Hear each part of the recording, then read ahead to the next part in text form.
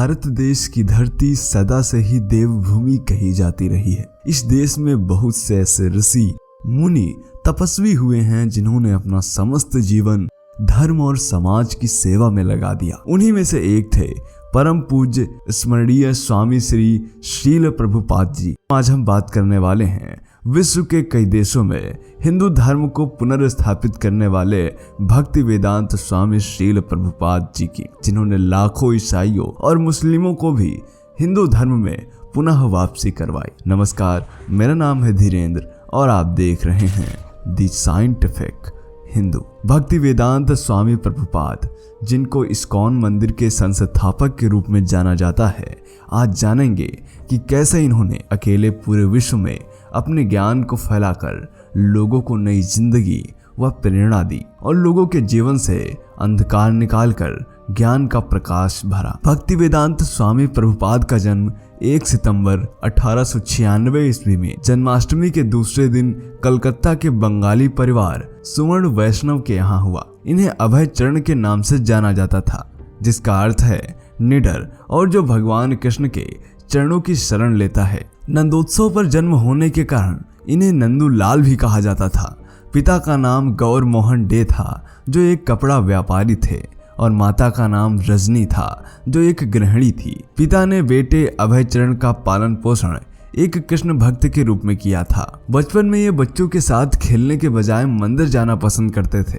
14 साल की उम्र में ही इनकी माता का देहांत हो गया। 22 साल की उम्र में पिता द्वारा इनका विवाह 11 साल की राधा रानी देवी से करा दिया गया। विवाह के समय इनका फार्मेसी का व्यवसाय था। सन 1922 में कलकत्ता में अपने गुरुदेव श्री भक्ति सिद्धांत सरस्वती ठाकुर से मिलने के 11 वर्ष बाद 1933 में स्वामी जी ने प्रयाग में उनसे विधिवत दीक्षा प्राप्त की। यह अपने गुरु का बहुत आदर सम्मान करते थे और उनके दिए गए आदेश को पूरा करने के लिए जी जान से मेहनत करते थे। स्वामी जी को अंग्रेजी का अच्छा ज्ञान था, इसीलिए इनके गुरुदेव श्री भक्ति सिद्धांत सरस्वती ठाकुर जी ने स्वामी जी को अंग्रेजी भाषा के माध्यम से वैदिक ज्ञान के प्रसार के लिए प्रेरित और उत्साहित किया और कहा, तुम युवा हो, तेजस्वी हो, कृष्ण भक्ति का विदेश में प्रचार प्रसार करो, क्योंकि अन्य देशों का ज्ञान तो हमारे देश में आ रहा है, लेकिन हमारे देश का ज्ञान कहीं और नहीं जा पा रहा है। श्री रूप गौड़िया मठ इलाहाबाद उत्तर प्रदेश वह जगह थी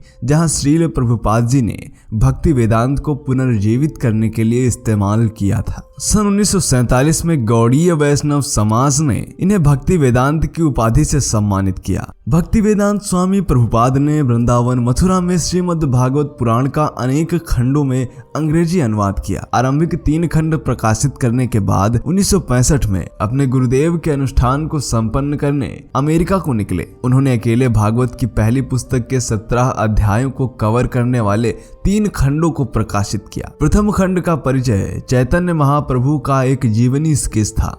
उन्होंने भारत छोड़ दिया और जलदूत नामक माल ढुलाई जहाज पर अमेरिका के लिए चल दिए। दुनिया भर में चैतन्य महाप्रभु के संदेश को फैलाने के लिए अपने आध्यात्मिक गुरु की शिक्षा को पूरी करने की आशा के साथ उनके पास में एक सूटकेस, एक छाता, कुछ अनाज, लगभग $8 मूल्य भारतीय मुद्रा और किताब के कई बक्से थे। उसके पश्चात इन्होंने अपने गुरु की आज्ञा मानते हुए पश्चिमी जगत में ज्ञान पहुंचाने का काम किया। जब वे मालवाहक जलियान द्वारा पहली बार न्यूयॉर्क नगर में आए तो उनके पास एक भी पैसा नहीं था। अत्यंत कठिनाई भरे करीब 1 वर्ष के बाद जुलाई 1966 में उन्होंने अंतर्राष्ट्रीय कृष्ण भावनात्मक संघ यानी कि इस्कॉन की स्थापना की। सन 1968 में प्रयोग के तौर पर वर्जीनिया अमेरिका की पहाड़ियों में नव वृंदावन की स्थापना की। 2000 एकड़ के इस समृद्ध विकास क्षेत्र में प्रभावित होकर उनके शिष्यों ने अन्य जगहों पर भी ऐसे समुदायों की स्थापना की। 1972 में टेक्सास के डलास में गुरुकुल की स्थापना कर प्राथमिक और माध्यमिक शिक्षा की वैदिक प्रणाली का सूत्रपात किया गया।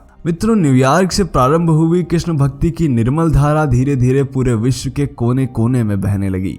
कई देश हरे राम हरे कृष्ण के पावन भजन से गुंजायमान होने लगे। तमाम मुस्लिम और ईसाई अपने सनातन धर्म में वापसी करने लगे। मित्रों, आज भी हर वह व्यक्ति जो कृष्ण भक्ति में लीन होना चाहता है, उनका यह मंदिर स्वागत करता है। स्वामी प्रभुपाद जी के अथक प्रयासों के कारण 10 वर्ष के कम समय में ही पूरे विश्व में 108 मंदिरों का निर्माण हो चुका था। 1966 से 1977 के बीच लगभग 11 वर्षों में उन्होंने विश्व भर का 14 बार भ्रमण किया तथा कृष्ण भावना के वैज्ञानिक आधार को स्थापित करने के लिए उन्होंने भक्ति वेदांत इंस्टीट्यूट की भी स्थापना की। मित्रों, यह मात्र 2 घंटे आराम करके 22 घंटे काम करते थे। 22 साल में इन्होंने विश्व के कई देशों में अनेकों मंदिर बनवा दिए। फूड फॉर लाइफ के नाम से भी इन्होंने फ्री खाना शुरू करवाया। इस्कॉन मंदिर में आज भी 14 लाख बच्चों को इस्कॉन मंदिर खाना बना कर देते हैं। आज के समय में प्रचलित मिड डे मील भी इसी प्रक्रिया पर आधारित है। श्री प्रभुपाद जी का निधन 14 नवंबर 1977 में प्रसिद्ध धार्मिक नगरी मथुरा के वृंदावन धाम में हुआ। कहा जाता है कि जब यह मृत्युशैया पर लेटे हुए थे तब भी यह गीता ज्ञान के उपदेश को रिकॉर्ड ही कर रहे थे। करोड़ों की प्रॉपर्टी होने के बावजूद सारा पैसा इन्होंने समाज पर न्यौछावर कर दिया।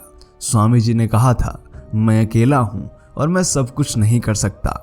इसका मतलब यह नहीं है कि मैं कुछ भी नहीं कर सकता, क्योंकि मैं कुछ कर सकता हूँ तो कुछ करूँगा और कुछ करके कुछ भी कर दूंगा। इन्होंने अकेले ही पूरे विश्व में भगवत गीता के ज्ञान को पूरे जोश से फैलाया। अपने आप को कम न आकर ईश्वर द्वारा प्रदत्त प्रतिभाओं को उपयोग में लाकर अपने गुरु द्वारा दिए गए आदेश का पालन किया।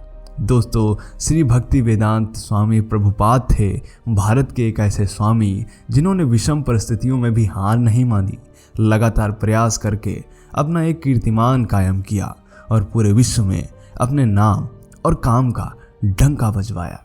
यह वीडियो आपको कैसा लगा कमेंट करके बताएं। जय हिंद, जय भारत, वंदे मातरम।